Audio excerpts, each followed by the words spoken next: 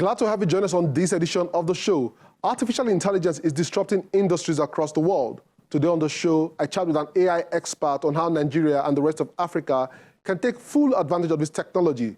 There's indeed a lot lined up for you, but first, some tech news and updates. This is Tech Trend, and I'm Chukwemeka Agbata. In virtual reality, we're placing the viewer inside a moment or a story, made possible by sound and visual technology that's actually tricking the brain into believing it's somewhere else.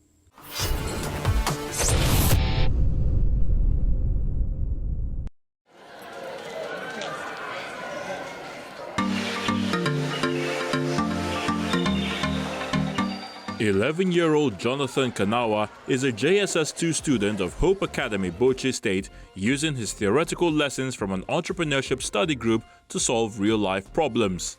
This my batteries. And this is a motherboard. By gathering and recycling rare materials, the young mind demonstrates his creative ability by building a multi-purpose power bank.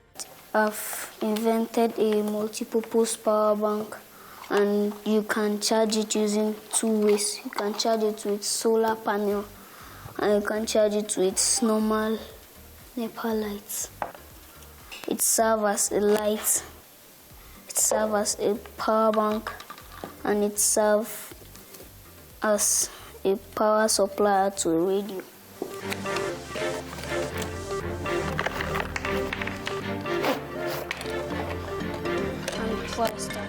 Even though Jonathan says building the device was his own idea, his teacher has initially taught him some repair works.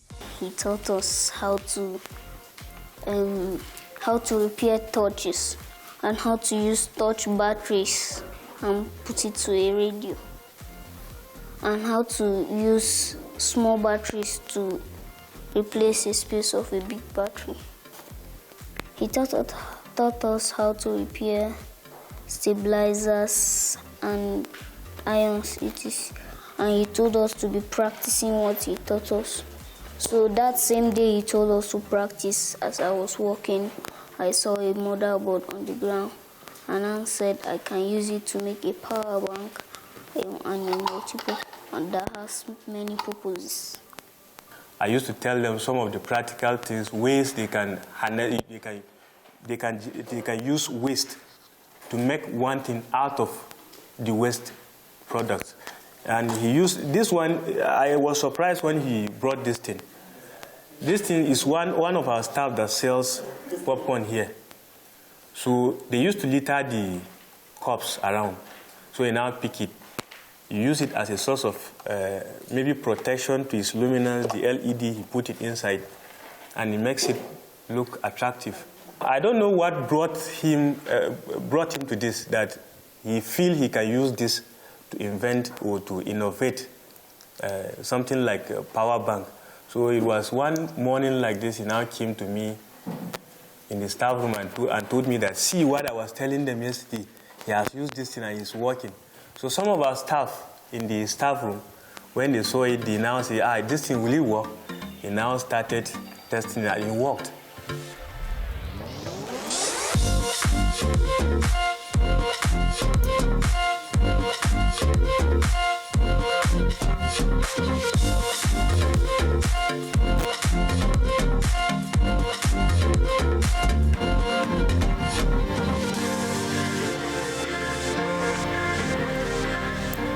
Jonathan's father says although he had noticed his son's growing interest in waste, he knew little about his mechanical ingenuity.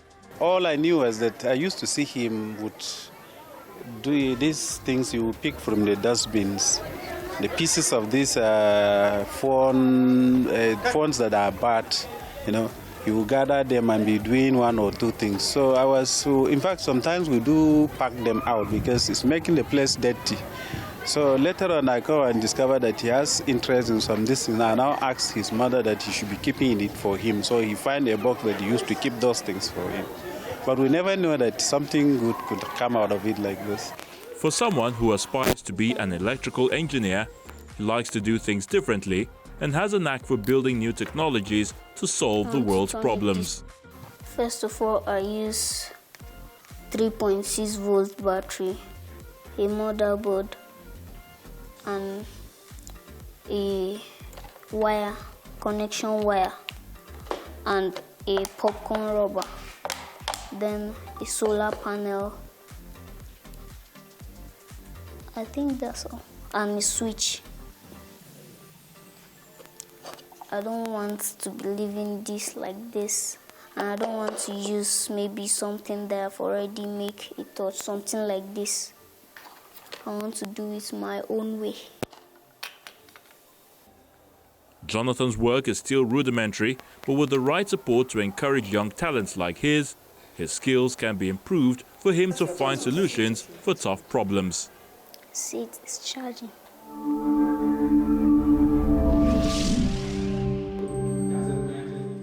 It's a convergence of Amazon Web Services cloud users to take them through a walk into cloud computing. So today I wanted to talk to you a bit about IoT, which is Internet of Things. Internet of Things has been a recent concept, changing the way things interact with each other. The requirement, both technical and material, is huge. However, leveraging cloud services such as Amazon Web Services would make it easier to implement.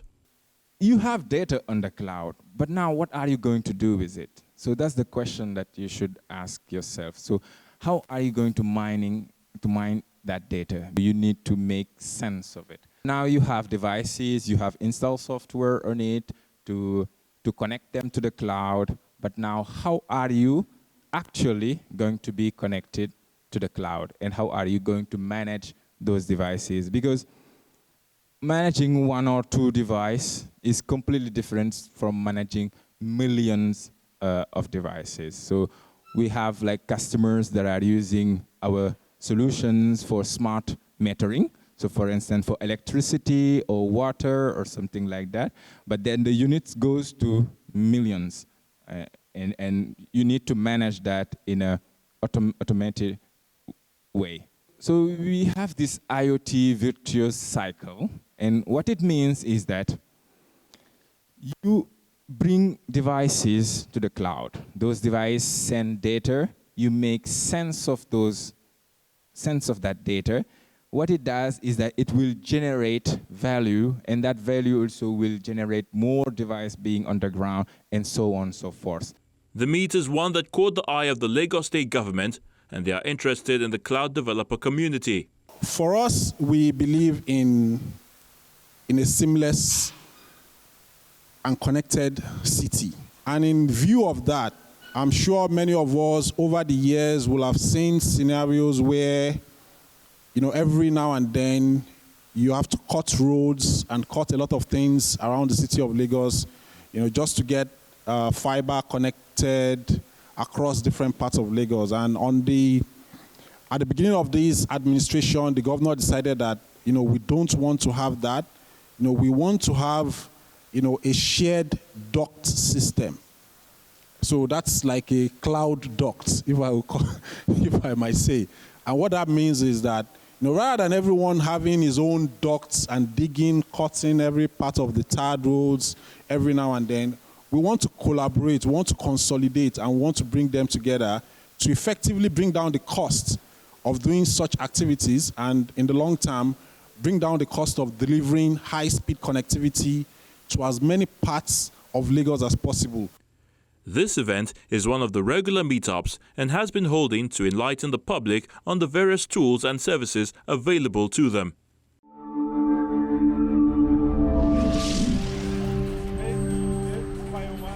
Mogwetumbai had always taken taxis to a banking job in Senegal's capital, Dakar, but haggling over prices and inhaling fumes through the open windows every day wore her down. She was happy to leave all that behind when French ride-hailing app Hitch launched in January. The ride costs a little more, but she considers it a small price to pay for the peace of mind. Parce qu'on est une génération 3.0, on est tout le temps sur le smartphone. We're 3.0 generation. We're on the smartphone all the time. And the ability to anticipate taxi orders, because you can't find a taxi all the time as soon as you get off. I prefer to wait quietly at home or at the office, and as soon as it's there, I get out and there's no waiting time. Il n'y a pas de temps d'attente dehors. C'est pour cela. Hitch was the second company to launch a ride-hailing app in Senegal in recent months after Yango, which is owned by Russian tech giant Yandex. Both are testing a largely untapped market for ride-hailing services in Francophone West Africa, where the industry has been slower to take hold than in Anglophone countries like Nigeria and Ghana that have more vibrant startup cultures. Africa is a very young continent where connectivity is very high. Everyone has a smartphone. Everything that is done in the country, in Africa, is done with a phone. Between sending money to a relative who is in another city or talking via WhatsApp, Facebook, you can see that people are connected 24 hours a day. Hitch is coming into the digital world to modernize transport. A few hundred taxi drivers have signed up for Hitch and Yango, but others said they were unimpressed. Yango said that even if a driver earns less for a particular route, he would still earn more overall with the app by reducing idle mileage.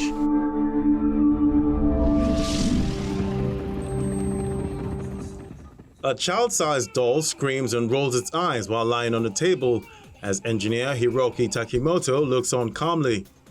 But instead of being a child's toy, the doll is a humanoid robot that can mimic critical medical symptoms designed to train dental workers. Co-developed by Japanese robotics startup Timsuk and a local dental school, the robot, named Pederoid, was designed to simulate a child's response when receiving dental treatment, including changes to its medical condition. Director of Timsuk's engineering division, Yusuke Ishii, said the robot was developed due to lack of clinical dental training to treat children. It is difficult to get experience in pediatric dentistry because there are no opportunities to practice. In addition, there's a risk that children will move wildly because with children, when their medical condition suddenly worsens, it's hard for them to express that situation. So it is necessary to have the experience and knowledge to monitor and treat the patients. Using a tablet programmed with different medical conditions, the user is able to send signals to air cylinders installed within the robot's joints to move its entire body, mouth, and tongue to display physical reactions and facial expressions. A Timsuk engineer says it is important that the robot is able to simulate signs of it undergoing medical emergencies such as convulsion and heart failure, allowing trainees to gain experience in knowing how to handle similar critical situations. The medical workers really need to experience medical emergencies. It is important that they experience a situation where something goes wrong, and that's what it can simulate. As for the future, we would like to further develop it in such a way that various other people who are involved with childcare can experience simulations. Currently at a hefty price tag of about 25 million Japanese yen, Timsuk hopes to develop hyper-realistic robot further, such that people from other childcare industries, such as pediatricians and elementary school teachers, will be able to use it for other emergency situations training.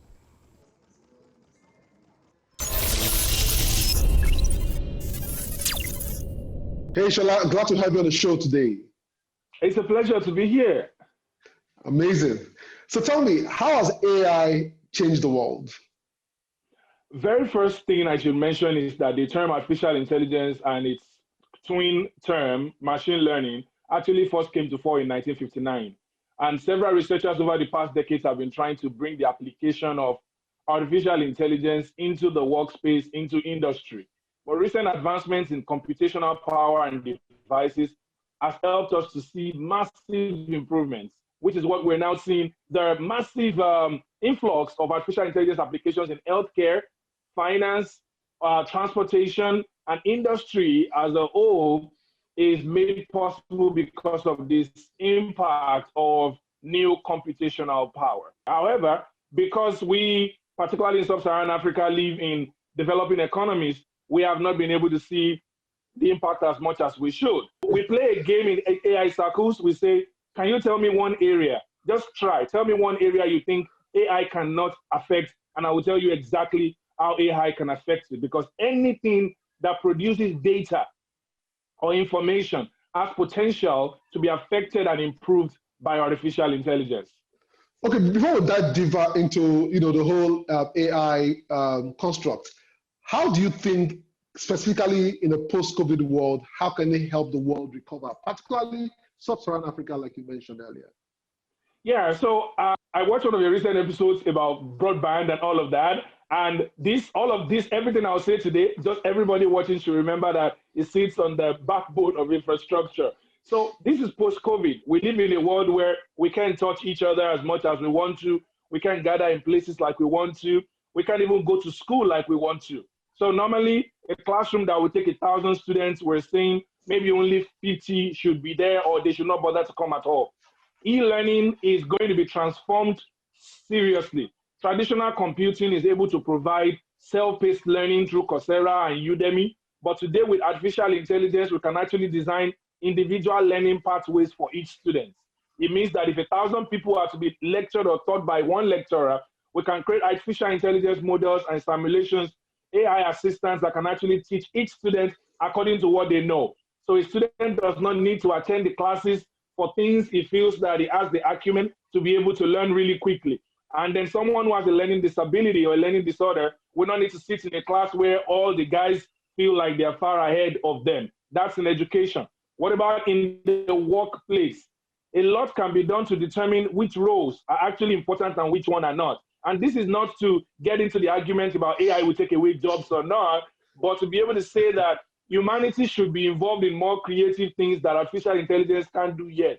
Maybe most of us should be artists, painters, musicians, because everything like accounting, financial predictions, investment banking, all of those things we see as important careers today can now be done post-COVID with artificial intelligence. So I'm one of those people who studies what we call transhumanism, which is what will humans do after AI actually takes over. Okay, all right, I had to laugh, but tell me, would AI really take away people's jobs? I feel that at the beginning, it will start as a conversation around AI taking away people's tasks. So if you have a job right now, let's say you are CFA right now, you're a media professional, thought leader and all of that, AI would help you to take away 70% of your task.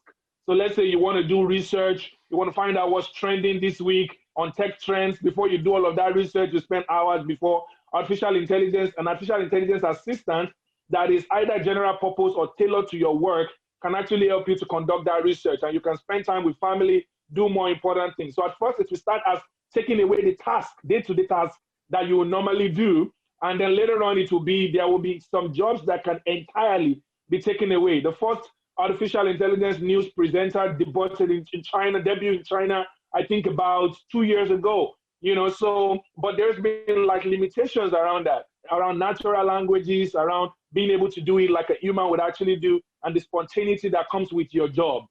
So all of that is still a limitation to saying that, I don't think my job can be replaced completely. Is being very, very arrogant. Part of artificial intelligence modesty or fourth industrial revolution modesty is to believe that there are certain tasks you do in your work today that are repetitive, certain tasks that are mundane, certain tasks that can be automated. Take all of those tasks that can be automated and put them on an artificial intelligence stack by some software off the shelf that is empowered by AI, or get a team of people who can actually convert those mundane tasks so you can focus on bigger things that involve creativity, bigger things that involve, creating and making stuff that essentially artificial intelligence for now cannot achieve just yet. Shola, if we have this sort of technology available, then why is it so difficult for many parts of Africa to really develop and solve problems? So take, for example, the problem of corruption that is affecting Nigeria. How can we leverage AI technology to deal with this hydra-headed challenge? I always say that hydra-headed challenges like corruption actually require human effort, not machine effort to solve. Humans would have to have the will first to say they want to solve it. It starts first with resolving the issues of identity, right? If for example, because it's a barrage of technologies that have to combine together to be able to solve that. You're going to involve blockchain, artificial intelligence, sensors. You're going to involve and all of that to put everything together. But let me give you a very simple example. One of those examples is in our procurement system. When you are giving a contract out to a contractor and all of that, we need to remove as much human involvement in the decision-making process. As we remove the human face, the human interface, and execute all of these kind of engagements using things like a distributed ledger, otherwise known as smart contracts, enabled by artificial intelligence on the background framework, we will be able to identify using non-repudiation. You know what they say in the scriptures, by two immutable things, which is impossible for God to lie. So immutability is enhanced by artificial intelligence. You can't withdraw money from the treasury and say you're not the one who did it. With artificial intelligence, it would have determined, using all of their digital forensics framework to determine what is going on. The question, however, with all of this grammar that I'm saying right now, are they ready to actually implement it? So it's not a question of can AI, it's a question of will we allow AI to do that work. Do you think that Nigeria is already taking advantage of AI? And I mean, if there are any examples or use cases, please share with us. So when I get asked this question, what I say is Nigerians are already taking advantage of artificial intelligence. So everybody who has an iPhone and has Siri, and can say, Siri, call my brother. Siri, do this for me. Siri, what do I have next on my calendar? Nigerians are early adopters, at least a very good number of them who can afford the iPhone. With Google Assistant as well on the Android phone, Nigerians are doing all of that. I know a number of Nigerians as well have actually started buying the semi-autonomous vehicle, the BMW 20, right? So I know that we can consume. Recently at the airports, because of COVID-19, a number of robots were deployed just to do basic inquiry and find out which country you've been and those kind of things. The question, however, is as a country, do we have a national framework to adopt artificial intelligence? Is it part of our national ITT policy? Have we been able to put it in our education framework to make sure that people are learning? I see a lot of effort around private sector who are doing amazing work around educating people across the country. The question, however, is until it becomes a mainstream government effort, where we see that for us to be able to lead, the United States government just dedicated 30% of its unused military budget to artificial intelligence and quantum computing, just so that they can beat the race against China. So how much of our budget, only about 7 to 8% as of my last check, goes to education? We need to jack that up and say 20% will go to education and 15% out of that will go into artificial intelligence because we're trying to secure our space. Shola, thank you for being on the show today. We wish you all the very best. I appreciate it. Thank you so much for having me. Wish everybody all the best.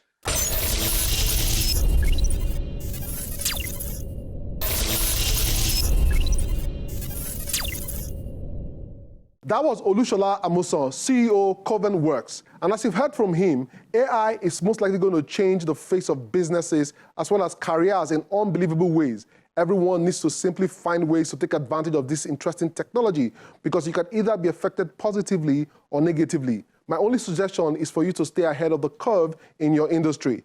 We've come to the end of the show, but it doesn't end here. The conversation continues online. We're Tech Trends TV on social media. Also watch the entire show on Channels TV, YouTube, or cfablog.ng. For Tech Trends, I'm Chukwuemeka Agbata.